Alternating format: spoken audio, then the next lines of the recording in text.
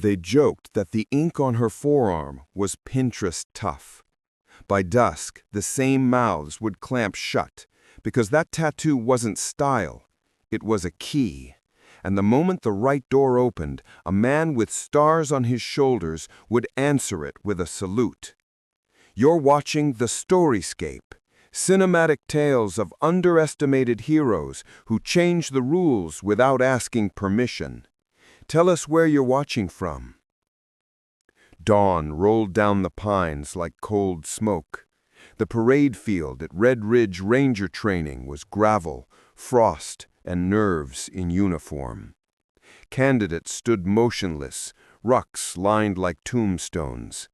Staff Sergeant Harker paced the ranks with his clipboard and grin, the kind that cut deeper than orders. He stopped at the smallest frame on the line. Candidate 27, lace that boot or ring the bell. Avery knelt. The lace wasn't loose, it had been frayed, probably during night inspection. She split it clean, looped both halves, tied off in 5 seconds flat. Harker's brow twitched. The line snickered. Pinterest tough, someone muttered. 5-mile run, Harker barked. Quinn leads Group 3. Anyone falls out, you all repeat it. The formation moved. Gravel turned to red clay, then to cracked asphalt. Avery ran with machine precision, breathing on 4s, exhaling on 2s. By mile 3, the loud ones were quiet. By mile 4, only her footsteps sounded even. She finished mid-pack, but untouched by fatigue. At the water break, her canteen felt too light. She drank, leak, a perfect pinhole at the base. Someone had done it carefully. No complaint. She replaced it, rolled her sleeve once to adjust the strap. The others saw it. A small black raven tattoo, wings folded, ringed by fine hash marks like coordinates. Cute, Doyle muttered. Guess emo phase counts as camo now. Avery said nothing. Hydrate, Doyle. You'll need both hands for the wall. The obstacle course awoke like a machine rejecting sympathy. 12-foot wall, rope climb, mud crawl. She used momentum over muscle. Lock wrap pull up the rope, smooth as a pulley. Doyle tried to block her on the net. She slipped past without touch. It wasn't a tattoo. It was a key written in ink only the right eyes could read.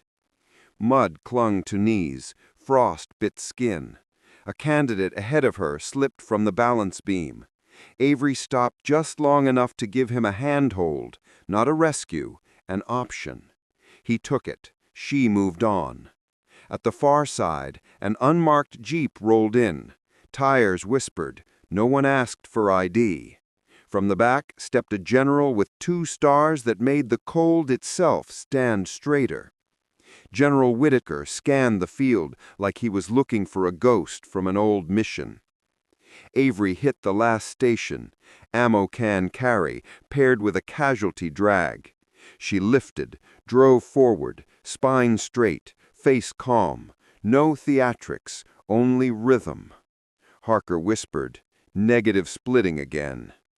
When she crossed the line, Doyle staggered behind her, mud-plastered and sour.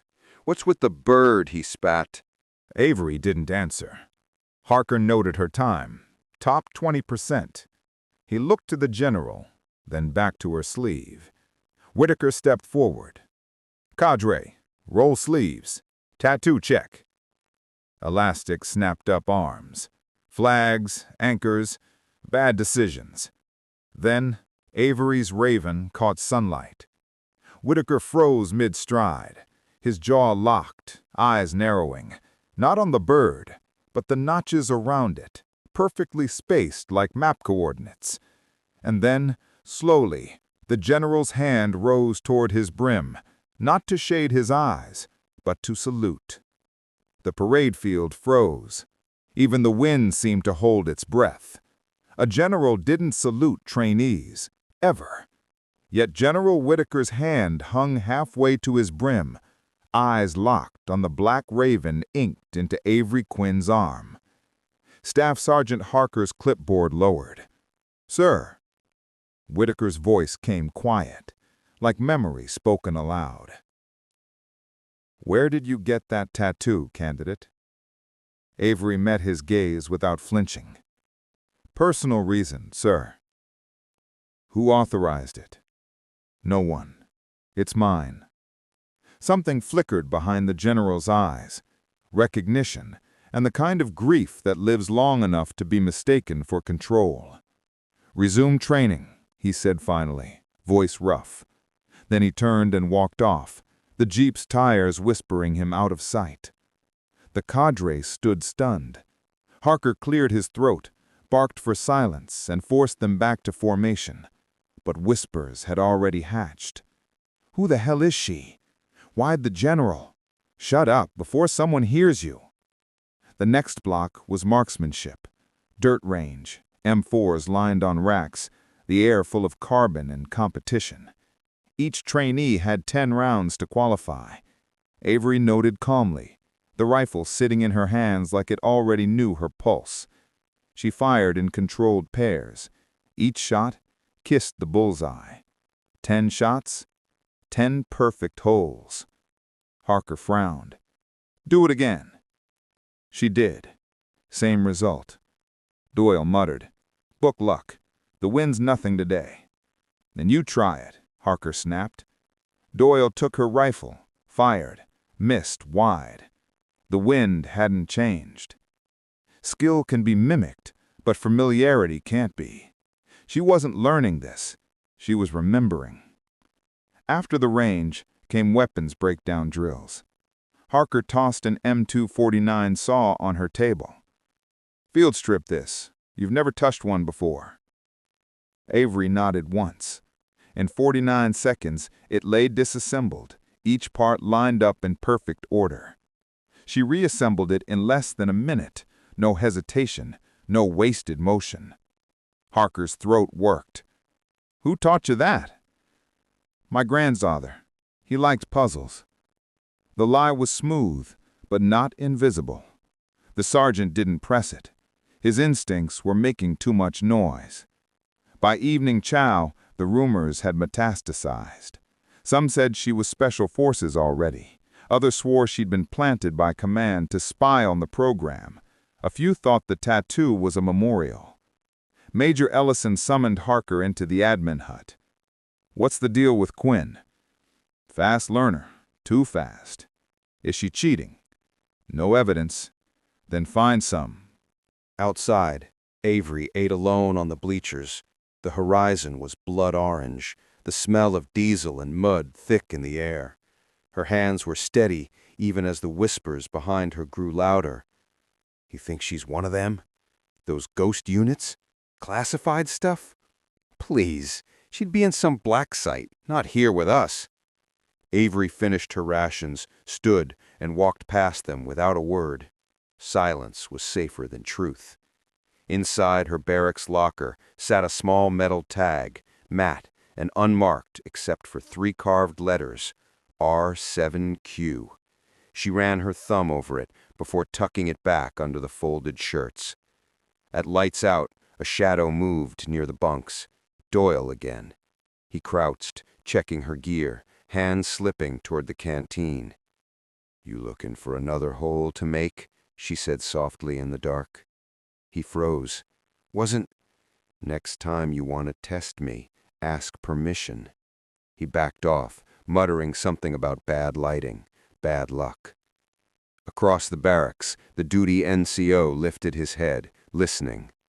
Avery lay back, eyes open to the faint red glow of the emergency exit sign. She hadn't come here to join them. She'd come to measure them. Outside, floodlights hummed over the training grounds. Somewhere in the command building, General Whitaker sat alone at his desk, turning through an old mission folder stamped Classified Raven Protocol. The photo inside showed 6 operators standing in dust, faces blacked out. One of them, barely visible, had a raven tattoo drawn in permanent ink instead of issued patch. Whitaker stared at it for a long time before whispering, "She's not supposed to exist." And on the field, beneath layers of mud and silence, candidate Avery Quinn closed her eyes and waited for the system to reveal exactly how far it would go to break what it couldn't understand. The next day's evaluation was listed as Team Assault Simulation, but Whitaker had already rewritten the roster, putting Avery on point, right where the test would either expose her secret or end it. The fog never really left Red Ridge. It just learned to wear sunlight. At 0530 hours, the training yard shimmered with dew and tension. Harker read the roster, each name like a bullet in the chamber.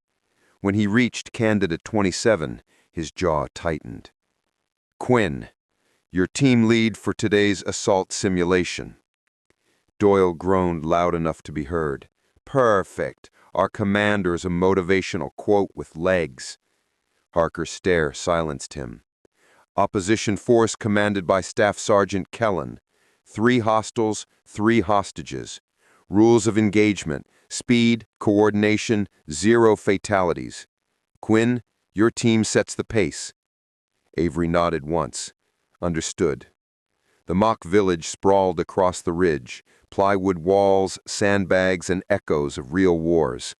Smoke grenades hissed as the scenario began. She crouched behind the first barricade, scanning the layout faster than anyone realized. 2 snipers, north window, east roof. Entry points the kitchen wall. We breached left, not the door. Kitchen wall? Doyle muttered. That's solid board. Then aim center mass and trust the charge. They moved. The explosion kicked dust into daylight, and before it settled, Avery was inside, clearing corners with impossible precision. Flow, not fight. Her team followed, confused but compliant. She wasn't improvising. She was remembering something she'd sworn never to repeat. Within minutes, the first 2 hostiles were neutralized. Her shots were paint rounds, but they struck like lessons. The hostages were bound in the main room, guards staged as decoys. Avery paused. Too easy, she whispered. A movement, a reflection, caught her eye through the cracked mirror on the far wall. A second door. No, not a door. A crawl space. She motioned, redirected the assault. The hidden guard never saw her coming. When the final hostage was freed, the timer read 11:42, a record. The loudspeaker stayed silent longer than usual. Then Harker's voice.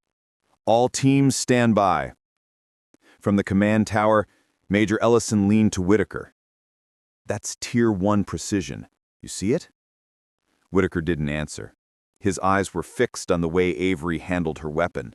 Fluid, exact, like someone trained years beyond Ranger School. Sir, Ellison pressed, you want me to flag her for performance review? Whitaker exhaled. No, I'll handle it myself. The after-action debrief was a room without air. Folding chairs, stale coffee, 1 clock ticking like judgment. Harker stood behind the candidates. Whitaker entered without preamble. Quinn, walk me through your decision to breach left. It minimized exposure, sir. The shadow line gave concealment and the door was too obvious. Too obvious? Whitaker's tone tightened. That's an assessment made by someone who's done this outside training. I read the environment, I replied evenly. Wood grain showed stress.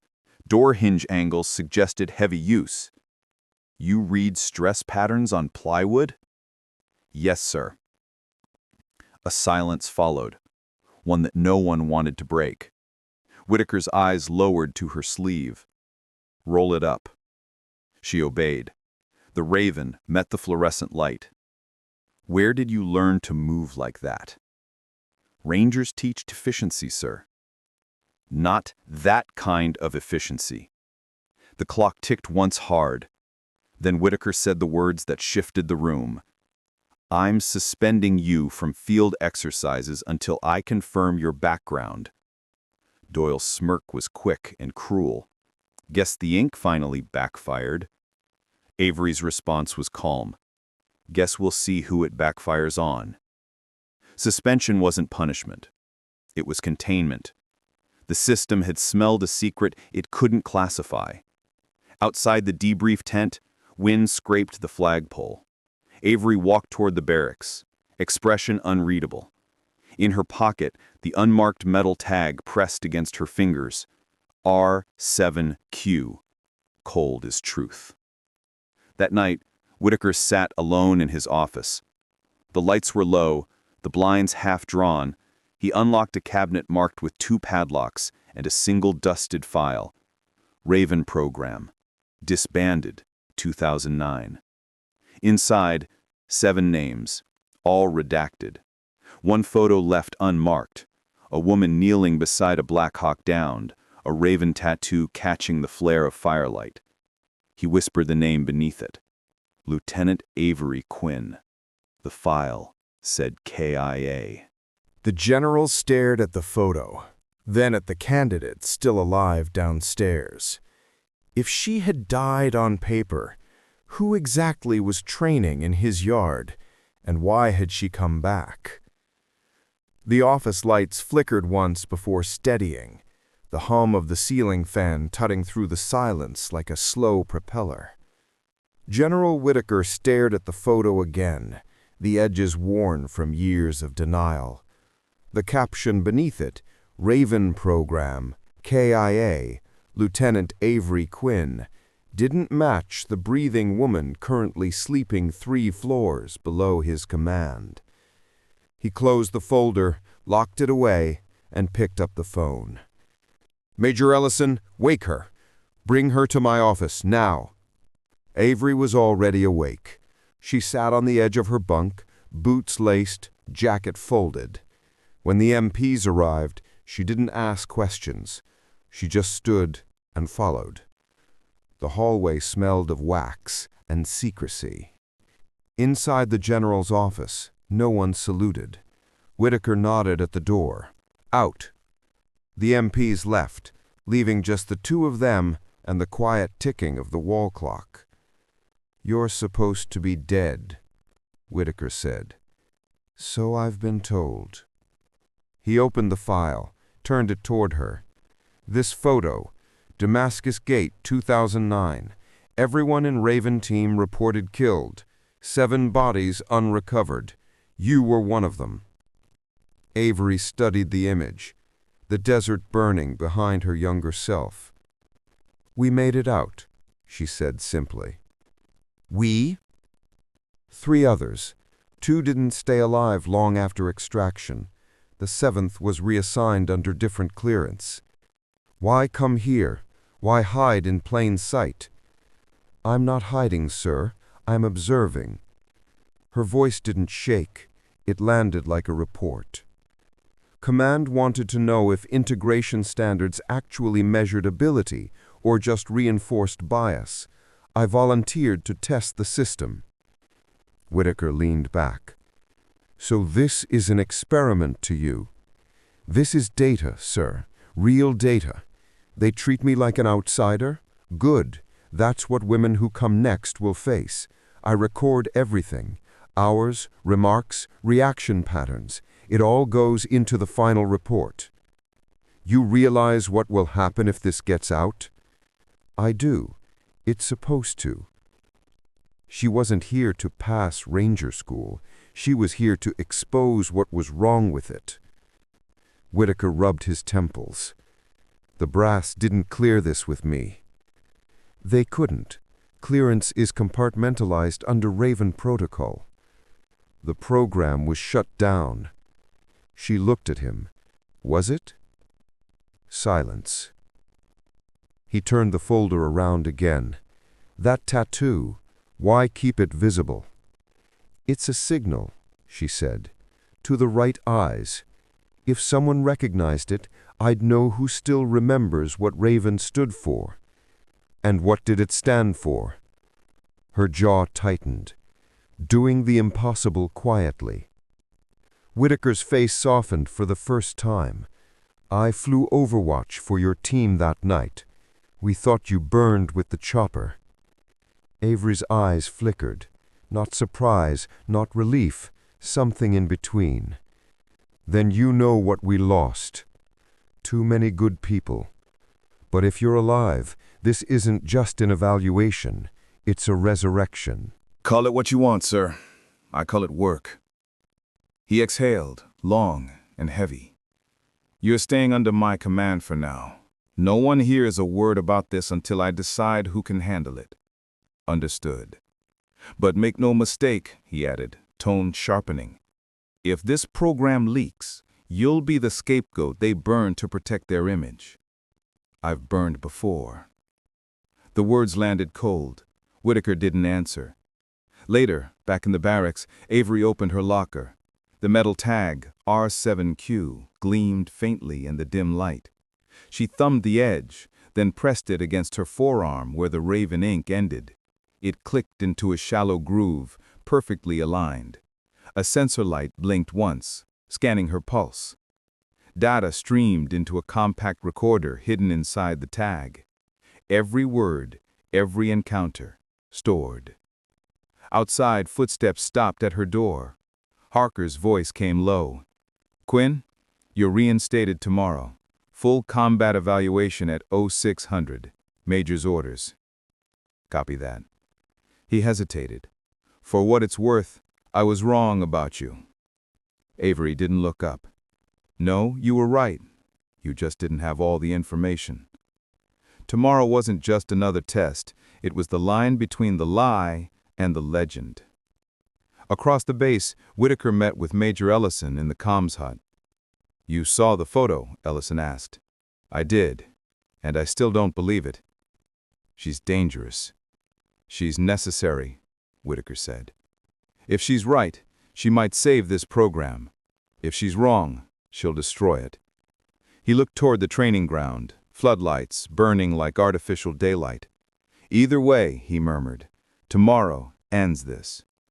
Before dawn, as Avery geared up, a coded message flickered onto her data tag. "Verification breach detected. Command inquiry incoming. Maintain cover until final assessment." She slipped the tag beneath her sleeve, heart steady. Tomorrow's mission would decide more than her survival. It would decide if Raven Protocol stayed buried or rose again. The dawn whistle split the fog at Red Ridge. Candidates spilled from the barracks in silence. Today wasn't drills or punishment. It was final assessment. The course had been rebuilt overnight. A full-scale hostage rescue simulation spread across 2 acres of mock city blocks. Harker handed out mission cards. "Blue team, Quinn leads. Red team, Killen commands. Scenario begins on my mark." His voice carried something like warning. Avery's eyes swept the terrain, plywood alleys, broken windows, the smell of wet cordite. The air already buzzed with anticipation and electricity. She adjusted her vest straps until the weight felt like an old uniform settling back on her shoulders. Doyle muttered, "She'll choke this time. Nobody keeps luck that long." She didn't respond. She'd learned that silence was heavier than argument.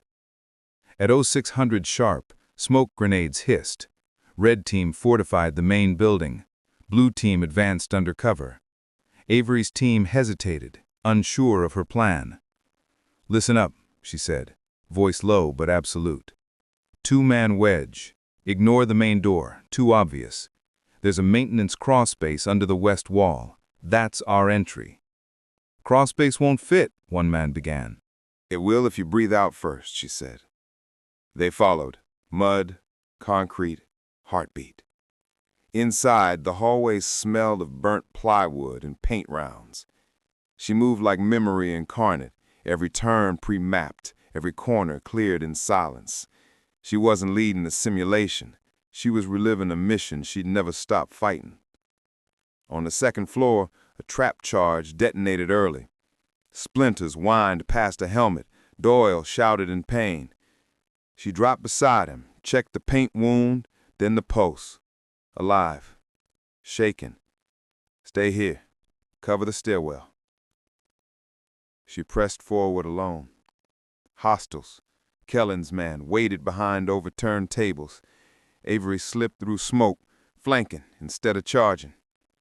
3 paint shots cracked in succession. Head, shoulder, chest. Targets down. Through the static of her earpiece came Harker's whisper. "Blue leader, you're 2 minutes from failure threshold." "Copy," she breathed. 3rd floor room, 3 hostages tied, 1 guard pacing. She saw it immediately. The reflection in a shattered frame, a 2nd gunman waiting high. She threw a flash, counted 2, entered low. 2 hostages, neutralized, before the echo faded. Timer, 11:36. Hostages, safe. From the control tower, General Whitaker watched in silence. Major Ellenson muttered, "That's impossible. No trainee breaks 12 minutes. Whitaker's jaw tightened. He just did. The whistle blew. Exercise complete. When Avery emerged, mud-coated and breathing steady, every eye followed her. Doyle limped out behind, still pale. Harker started to call for report, but Whitaker was already descending the tower stairs. The field parted for him like tide retreating. He stopped in front of her. "Sleeve." She rolled it up. The raven glistened dark against the skin. For a full heartbeat, the general didn't move. Then slowly, deliberately, his hand rose in a formal salute. Nobody spoke. Boots clicked to attention around them. Respect wasn't granted. It was reclaimed. 1 mission, 1 scar, 1 truth at a time. Whitaker dropped his hand. "Lieutenant Avery Quinn," he said, the rank echoing across the yard. "You are officially reinstated under active status, Raven Protocol." Gasps rippled through the candidates. Doyle's mouth opened, closed. "The program's real?" Harker whispered. "Was," Whitaker corrected, "until now." He turned to the crowd. "This soldier returned from the dead to prove a point that excellence needs no permission. Remember that before you judge another trainee by weight, gender, or rumor." The field stayed silent, except for wind and heartbeats. Later, as dusk settled, Avery stood alone near the obstacle wall, helmet under her arm. Whitaker approached quietly. "Command's reopening the Raven Protocol. They want you to lead recruitment." She studied the horizon. Steel sky fading to violet. "We'll need better ghosts this time." "You'll find them?" He extended a hand. She clasped it once. Firm, final. From her pocket, the data tag pulsed alive. "Authorization granted. Raven Unit 7, reactivated." She closed her fist around it, the raven tattoo gleaming under the last stripe of light. Tomorrow, the system would change, and she would make sure it never forgot her name again. The rain had stopped, but the ground at Red Ridge still steamed from the day's storm. In the hangar, Avery Quinn stood alone beneath a flickering light, sleeves rolled, the raven tattoo on her arm dark against her skin. Every sound echoed, the hum of the generators, the low drone of wind through open doors. General Whitaker appeared in the doorway, hat tucked under his arm. "Command approved it. Raven units active again." Avery's gaze stayed on the map spread across the table. "Then we start over. No ghosts this time." Whitaker nodded. "That's why you're leading it." And he left an envelope on the metal surface and stepped back into the rain. Avery didn't open it. She already knew what it said. At sunrise, the training yard came alive again. Mud, shouting, the smell of gun oil and damp gravel. New recruits stood in formation, uncertain why they'd been summoned so early. Avery walked out of the mist, her voice even, quiet, carrying farther than any yell. "You think this program tests strength. It doesn't. It tests silence, how you hold yourself when no one believes you can. That's where real soldiers are built. The group shifted uneasily. They'd heard rumors about her, the woman who'd broken protocol, the survivor who shouldn't exist. Now she stood before them, calm as a blade. They expected a lecture. What they got was a reckoning. Sirens ripped through the morning before she could say more.